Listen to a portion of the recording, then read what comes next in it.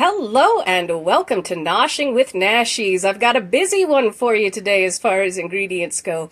We're going to make some Swedish meatballs, and for that we will need some beef broth. I'm using beef base. I have some Vegeta in place of 1 chicken bouillon cube.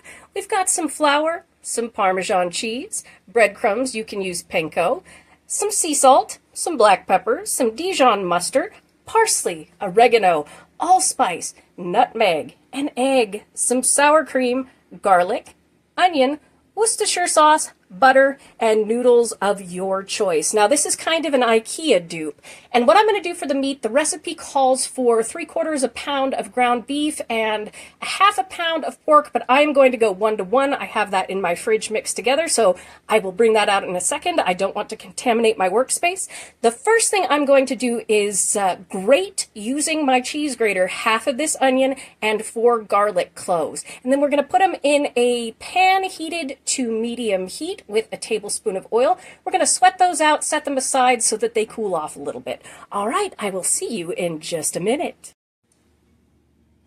All right, here I have my pan preheated to medium heat. I've got it at 4 on my stove with a tablespoon of avocado oil, and we're going to come in with our onion and our garlic.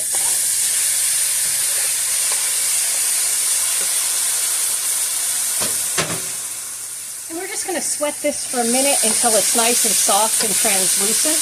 If you don't have a regular onion or you don't want to chop your onion finely, you can actually use dehydrated onion. It's perfectly fine. You can replace the fresh garlic with garlic powder. That's fine as well. And we'll be using this pan to make our sauce, so we don't have to clean the bottom or anything like that. We're just going to cook this up first, let it cool, and then we will make our meatballs with it.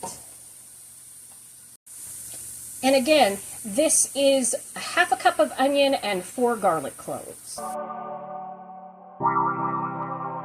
Space Shuttle Discovery still on its way to orbit after a successful ascent up through main engine cutoff.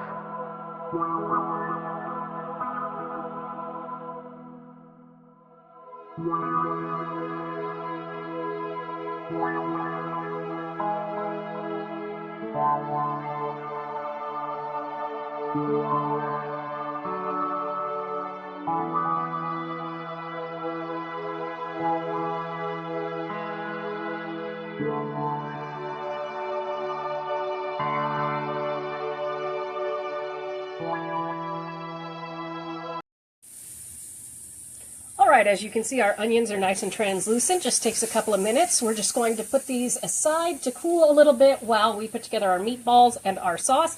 And a little tip for you, if you get onion smell or garlic smell on your hands when you're grating, chopping, anything like that, use something stainless steel like a spoon underneath the running tap water and just rub your fingers on it, and it neutralizes the sulfur smell, the garlic and onion smell that you get on your hands. So that's a good thing to remember. You don't need a special soapstone looking thing that looks it looks like soap, but it's stainless steel.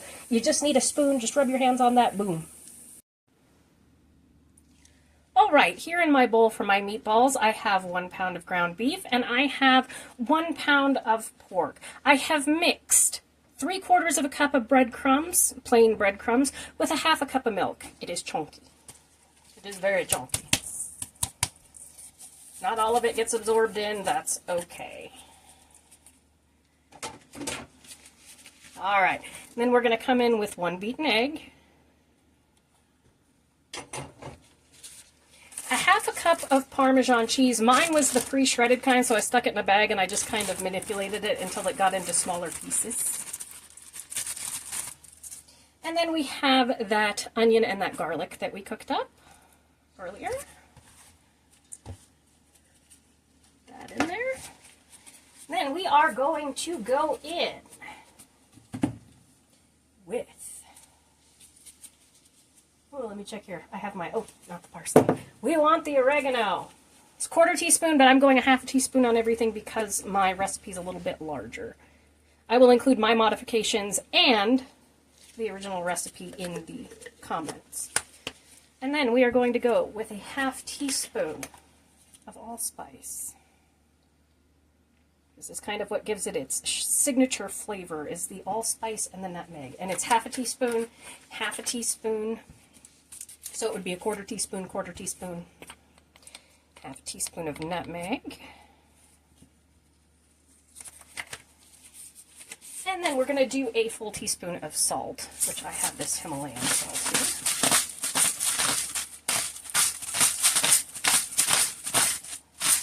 About 14 shakes of that. And then we're going to go in with however much pepper you want, honestly. That's a personal choice.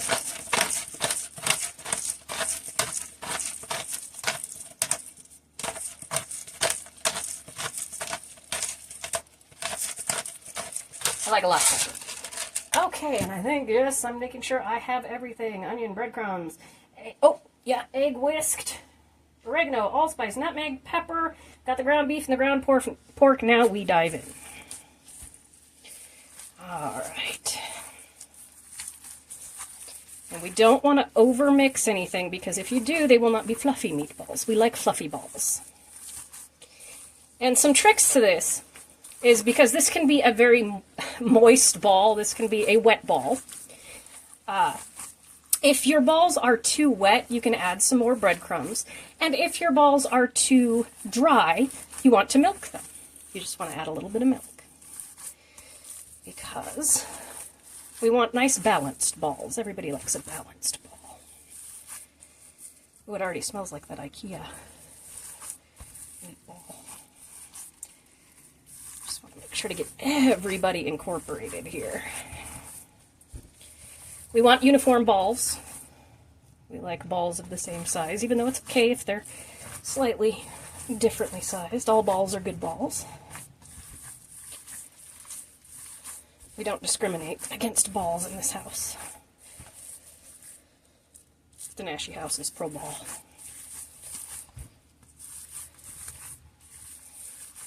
And once you get everything incorporated into your balls, you can do them in about 1.5 inch rounds and put them in the refrigerator and chill them, and then fry them in a pan with some oil. But I choose to bake mine at 350 degrees for about 25 minutes.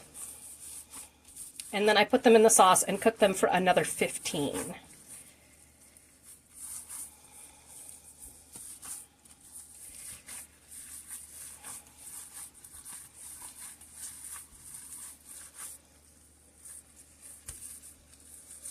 Now you know why I put down a loppin. Some of the meat goes to the side. A loppin is a dish towel. Very German thing my grandmother used to say. Get me a loppin. Is because you kind of just can get meat and whatever everywhere, and that way you don't contaminate your counters too bad. Alright, we can see here that everything is nicely incorporated. And it's okay if you have little bits of breadcrumb in there that aren't fully mixed. It adds to the texture. These are kind of a fluffy ball. I like a fluffy ball. Then what I'm going to do is just take about so. I like a bigger ball myself. And we are going to just round them out like that. So I am going to go ahead and do that. I'm not going to make you watch it. I'm going to throw them into a 350 degree oven for about 25-30 minutes. And I will see you when I am putting them in the sauce. All right, while our meatballs are doing their meatball thing, I have here in this measuring cup 2 cups of water and 2 teaspoons of my beef base to make 2 cups of beef broth. We're going to go in with the Vegeta. This is also where we would go in with 1 chicken bouillon cube. I'm just going to take a teaspoon of this Vegeta, whichever you choose to call it, and we're going to mix that in. And then I have my sour cream. It's a 1/2 cup of sour cream set off to the side because we're going to incorporate some of the warm sauce into that so it doesn't curdle later on. So what I'm going to put in here is 1 teaspoon of Dijon mustard. Now I'm just kind of eyeballing. It's a little bit more. I like the mustard flavor. It's fine.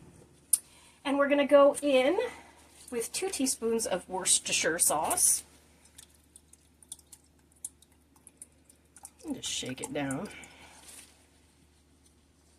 Then we are going to go in with 1 teaspoon of dried parsley, which I need to buy, I'm out. Yeah, a little more. It's fine. All right, we're just going to mix this together and let it chill. And I'm going to head over the stove and preheat my skillet again to medium heat and put in 4 tablespoons of butter. All right, my 4 tablespoons of butter have melted down in this pan. You'll see the remnants of where we did the garlic and the onion. Don't worry, that is flavor. Now we're going to take 4 tablespoons of flour, and my stovetop is preheated to 4 here because I don't want to burn my flour or my butter. And what we're going to do is just whisk this together until it turns a nice brown color. It'll take a couple of minutes, and then we will continue on with our sauce. I'll do that in fast motion.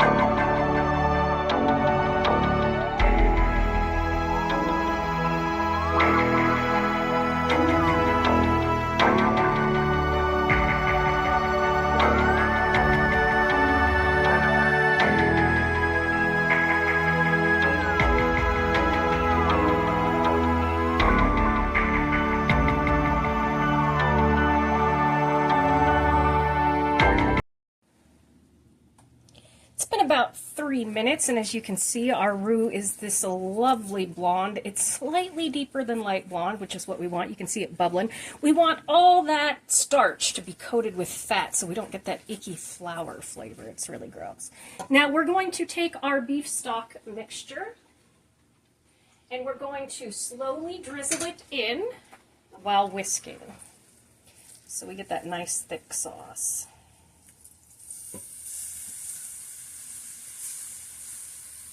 Making a roux takes time.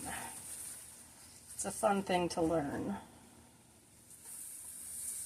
It's just patience.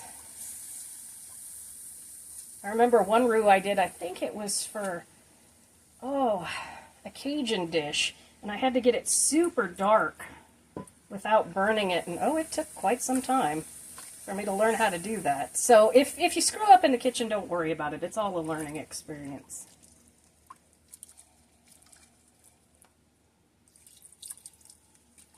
You can see it's starting to kind of get that color of Swedish meatball sauce here.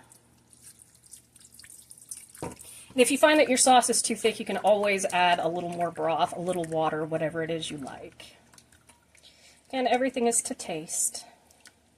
And McCormick makes a beautiful pre-made mix. If you've just never done it before and you want to try it without going through all of these steps, I do recommend purchasing the McCormick Ready to Go Swedish Meatball kit because it's great.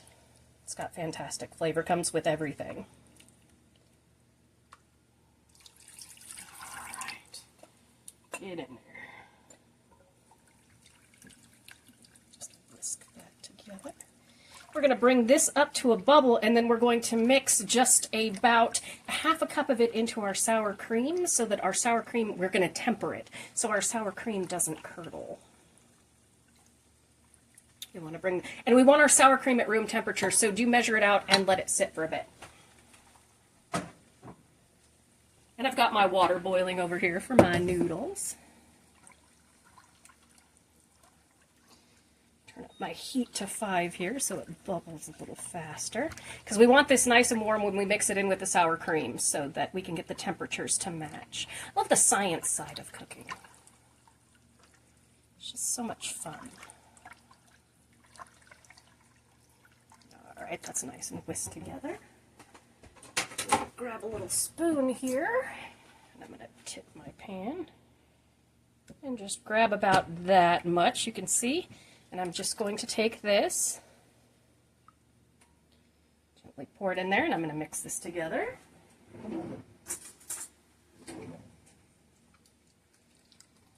Bring it up to temperature. You can see what I'm doing here, just mixing it in. You actually do this to make a custard ice cream.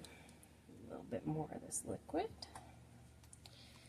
And just mixy together. Pardon my thumb. My hands get washed so often that my nails don't do well. See, that's nice there. I'm going to do one more just to make sure that we've got everybody matchy-matchy here. I can feel the warmth on the cup. Perfect.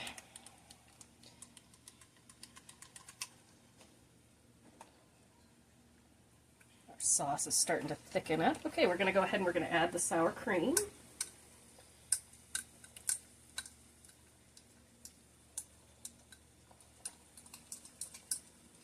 We want all that goodness. There we go. And now I'm going to mix this together. And I'm going to cut back my heat once this comes up to a bubble. I'm going to cut it back to 3 and let it simmer for just a few minutes, and then I'm going to add my meatballs. So it's easy peasy like that. Whoop. Little ASMR. Bloop.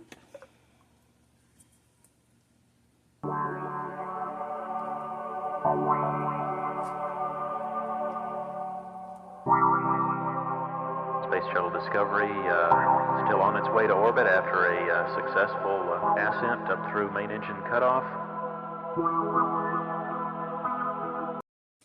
We have started to bubble and it is nice and thick, so I'm going to cut back my heat to about 3 and I'm going to let it chill for about 10 minutes and then I'm going to add my meatballs. There's our beautiful meatballs coming out of the oven. We're going to add them to the sauce now.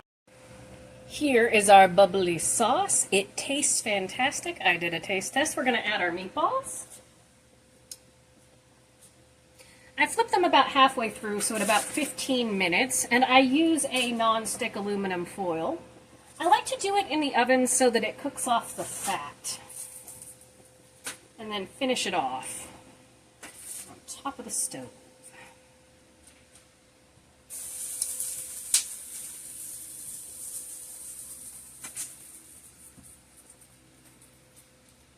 This made about 18 meatballs, large meatballs. This would make many, many more, twice as many.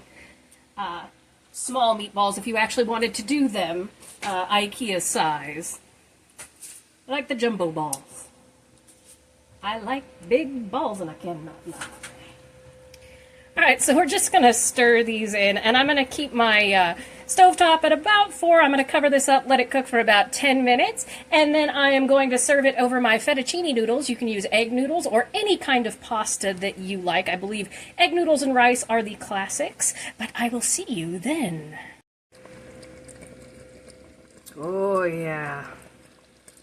Gotta love some nice bubbly balls. And there we have it, our beautiful finished Swedish meatballs. Thank you so much for joining me for this episode of Noshing with Nashies. If you have enjoyed, please like, comment, share, and subscribe, and I'll see you in the next one. Bye!